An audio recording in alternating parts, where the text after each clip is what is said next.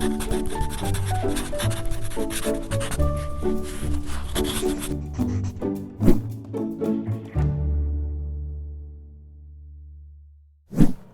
I'm Dawn Durham, and welcome to PaTTAnpod. We're here with Joan Kester and Matt Flanagan from Transition Discoveries Initiatives. Thanks to both of you for stopping by PaTTAnpod today. Thanks for having us. Yeah, we're happy to be here. I want to hear a little bit about how this initiative, this Transition Discoveries, is different than other transition frameworks. Can you help me out with that? Yeah, many of the transition frameworks that have been created at the federal level through research have really just been designed to have educators evaluate themselves based upon certain practices that were researched. And what our framework does, Transition Discoveries Framework, is we had participatory action research where we started out by asking youth and families what transition meant to them through Dreams and Goals focus groups. And so we really feel like it was a paradigm shift. So we also ask school personnel and other stakeholders in the process, and through that we've been able to identify what we call 9 indicators, which are most important to youth and families. And then with over 500 participants across the state of Pennsylvania, we worked in partnership with Temple Institute on Disability, Pennsylvania Youth Leadership Network, and GW through a grant from the Pennsylvania Developmental Disabilities Council. And as a result of that, we've created some really cool products that we're going to be using and rolling out across the state. I think one of the things that sets Transition Discoveries apart is that in transition, we know it takes a village to support the post-school goals of youth and young adults. But what Transition Discoveries does is not only recognizes that transition takes a village, but it really empowers that entire village to get their voice to the table. So that means that youth and young adults across the community, it means that the family members, guardians, everyone in their family that supports them, and all of those broad range of stakeholders, so not just the school, not just agencies, but community partners, have a full say in what's working and how can we make it better. So it really took the perspective from the educators to a wider perspective to the youth and young adults, the families, the community. Rather than more of a tunnel vision, we're looking at a much broader spectrum of a lens to which look at transition planning. So I think that's crucial for our students. Yeah, and it's we had a very solid research design, and it was a qualitative study. So we ended up coding thousands of pages of data, and we were able to capture some descriptions of the indicators, and then we actually have 55 sub-indicators, or these are the things or the practices that if you do can result in positive outcomes for youth. Oh, excellent, excellent. I think a really cool part about that process of finding meaning from all that mass amount of data we had is that youth and young adults with disabilities took a direct role in analyzing that data, which is a little bit different than how you typically hear transition frameworks are developed. It's usually from the perspective of professionals. And we thought that was a really great way to kind of bring it home, because we don't want to just make a tool and make a framework that reflects what the community needs. We wanted to make sure the community decided what that framework looked like too. And that kind of speaks to our participatory and our emancipatory approach to our research. Because we do have a pretty strong social justice lens to this, supporting the disability rights movement and supporting communities at large to really take charge of the transition process. Yeah, and we don't see transition just being owned by the school. The transition doesn't end when kids leave school. We all know that. And we heard that loud and clear from the families. The families were really interested in person-centered approach, person and family-centered approach, going beyond a traditional IEP process, so that we looked holistically at the young person's life. And we really want to think about transition as, while it starts at 14 here in the state, it really starts as soon as... A lot earlier. Yeah, as soon as children start school. And transition, we all go through many transitions throughout our life. So we want to look at transition from the broader ecological viewpoint by looking at, not only are we looking at a school and the family and the youth, but the whole way out to being fully engaged as citizens in society. So it's almost like we're changing and we're shifting what we think of the word transition. You know, it's not just this age 14, it starts. But we're really thinking about this, you know, and preparing for change, because that's what the word transition means. It's change. It's now we have to adapt and learn something new to continue on to a new path, or continue on this path but in a successful way. So I think that's empowering, and it's very powerful for our youth. So thank you for that. Now, this is being implemented through the Transition Quality Empowerment Project through a handful of local schools. Am I correct? Talk to me about that. That's correct. So again, through the Pennsylvania Developmental Disabilities Council, we were very fortunate to receive a grant, and we're partnering with the Peel Center, which is the parent center here in the state, as well as the Pennsylvania Youth Leadership Network. We really wanted to have those partner organizations because they really represent the core values of the project. And with the DD Council, you know, they really didn't feel like there was an effective way to measure secondary transition. What did it look like? What does it mean to youth and families? And that's how this whole initiative got started. So the Transition Quality Empowerment Project, we are working in 3 schools. They were very interested in having us implement in an urban, suburban, and rural area. Broadband. And so we have found that transition looks very different at every site, but our overarching goal is to use the Transition Discoveries tools, which also includes a survey to collect data from youth, families, and stakeholders to evaluate their transition practices. But beyond that, we're doing a lot of work around community resource mapping and youth and family engagement. Do you want to talk about that? Yeah. So typically, when we think about things like data collection and program evaluation and community resource mapping, we sometimes can think of those as activities that stakeholders and transition specialists are doing, right? We're trying to flip that coin again to make them activities that are accessible for a broad range of youth and young adults and their families to get involved with. So that looks like, in terms of our survey, the Quality Indicator Survey collects data from youth, families, and transition stakeholders. There are 3 different versions, and they're written in a way so it's not about evaluation, it's about a conversation. It's not possible for us to be all across the state and to collect all this information, right? So the survey is written conversationally so youth and young adults can share their experiences. From working with their survey so far, we really feel like it's an empowering experience, right? That it's an opportunity for youth and young adults and families to have their voices heard when they may not feel like they always are. And also, even if they are, a second chance to kind of brainstorm about what's working and what they need.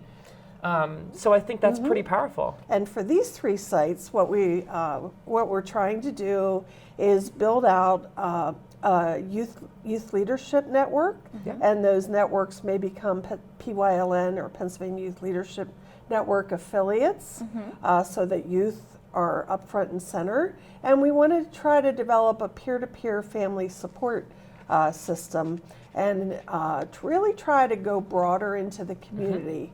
And so there's a lot more involved to the project in terms of creating tools, lesson plans, and resources. Excellent. That's good to know that there's more to it, and there's more that educators, youth, and family can grab at and to go towards. And on that note, we've been hearing about some really fun and exciting activities and events that have been going on with our youth, young adults, and our families. Well, tell me about that. Talk to me about all this fun stuff I'm hearing everybody's doing. Matt's been having most of the fun. I think I might want in on this. I have most of the fun. So I think the first one that comes to mind is I don't know if anyone's ever heard of an escape room. So escape rooms are typically, they involve clues and a team or a couple teams working together. They solve clues and you escape an area, right? So we kind of took that approach and brainstormed as a team with some of our youth and adults and PYLN. And we decided to take that approach, and now what we have are several mini activities. So our youth and young adults will come in. they complete these mini activities. They're typically around self-determination, self-awareness, disability awareness, things like that may not always be covered, like leadership and civic engagement, transition planning. So all these things that really are critical for being ready for post-school life and being a successful adult, we incorporated these into these fun activities. They don't even realize that they're doing. So you're sneaking in some learning there, aren't you? It's amazing because we're doing these little like side activities about self-determination and leadership, and they're just focused on getting the clue and finding the next hidden item around the building. And then towards the end of the event, we start, as we get through some of these brainstorming and these mini activities, we start to hear conversations like, oh wow, I'm a leader when I do X, Y, and Z. I had no idea that I also already did this. So they really start finding their voice. And I think for me, one of the most powerful things was seeing these initial events we would do, students who were still working on finding their voice and what that was going to look like. And now some of these students are actually going into middle schools and going into other high schools. And we've kind of trained them how to facilitate this. And we let the reins go and we let them go try it out. And we give them that space to tease it out and to struggle with it and to fail with it and come back, and we develop those mentorship roles with them. And now they're off in the middle schools. They're facilitating, the youth and young adults are facilitating these escape rooms and the mini activities, talking about leadership. So it is really cool to see that progression. So they've gone from these activities from just learning about being a leader to being a leader kind of organically without even knowing they were doing it. Not even knowing when they came into the activity what they were getting themselves into. And now other people and myself on the project talking to them in mentorship roles and learning about what their next steps are, and they're sharing that with others and taking on guidance roles with some of the middle schoolers, which is really cool. It's all tied back to the Transition Discoveries framework. So we focused on one of the indicators, which is youth development. So all the things that Matt just talked about are tied into those sub-indicators. So we really feel like we know these are the things that through evidence and through our research are things that can contribute to youth development. And as a result of that, it's magical really to see how you can, like you said, flip a switch almost.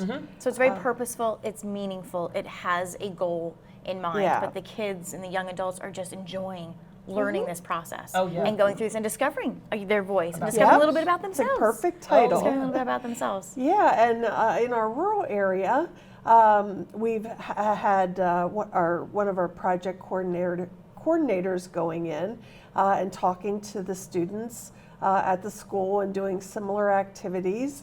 And then with that area, we found that informal networking opportunities with a transition coordinator at the center of it, because families trust her.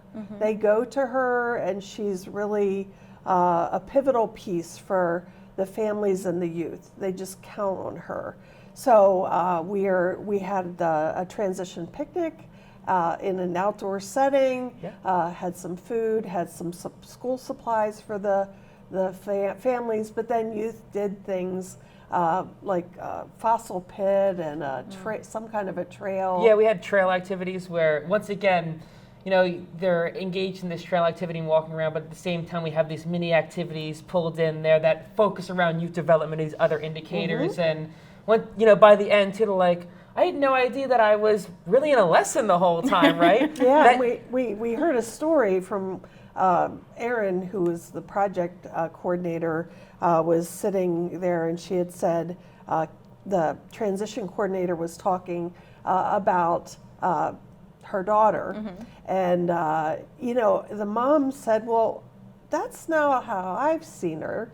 And her mom was really like, "That is so cool to see my child in a role that I would not have seen if we weren't there." So that is powerful. Those are for some the family of the, too. Yeah, some of the aha moments. So we're really not quite 1 year into the project, so we have a lot more work to do. Well, it sounds like you're certainly on the right growing path.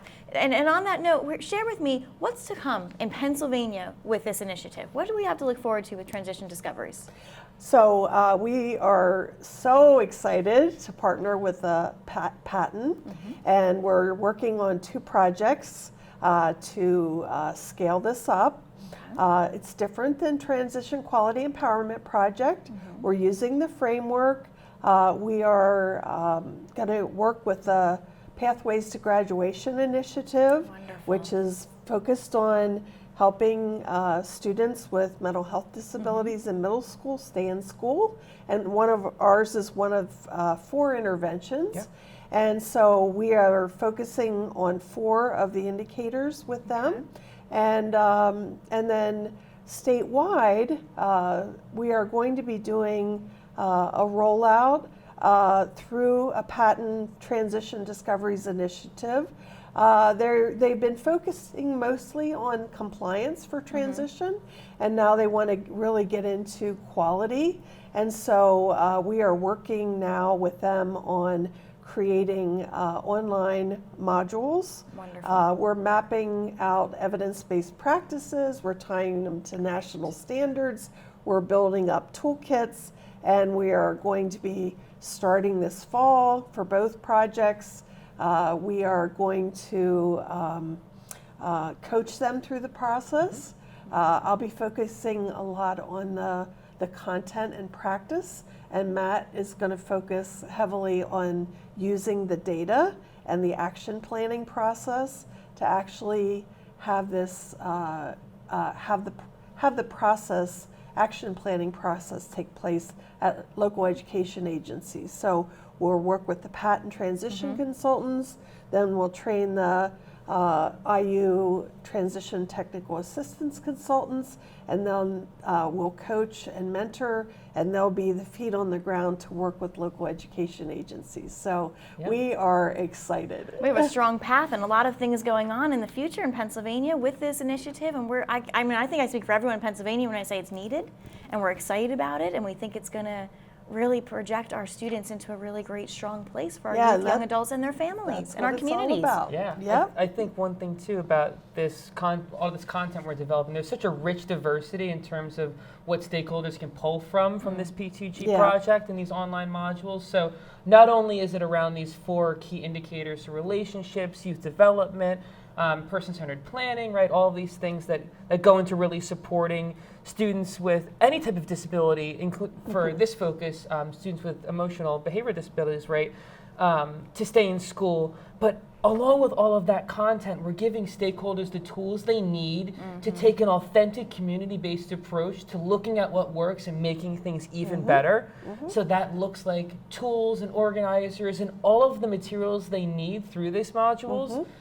Once you've kind of learned about this action planning process to really go and do it. So I think that's pretty powerful. There's a direct connection between what you learn and then what you do the next day. And so we are teaching them to fish. Yeah. In other providing words, them the fish. Yeah. We are, we have the tools. We'll continue to refine the tools. We're going to continue to work on the curriculum and get feedback through beta testing.